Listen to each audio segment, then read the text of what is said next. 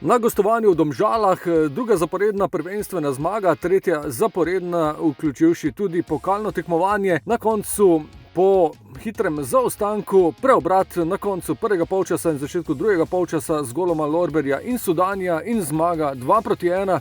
Prva gostujoča zmaga po več kot 3 mesecih. V primerjavi z zadnjo prvenstveno tekmo je Ante Šimundža napravil nekaj sprememb. Začeli so Strajnar, Jakupovič in Sudani in ekipa je nadaljevala z nadgradnjo dobrih iger, ki jih je prikazala v zadnjem obdobju, na koncu pa vknjižila nove 3 točke. Vsi najzanimivejši trenutki gostovanja v Domžalah v nadaljevanju.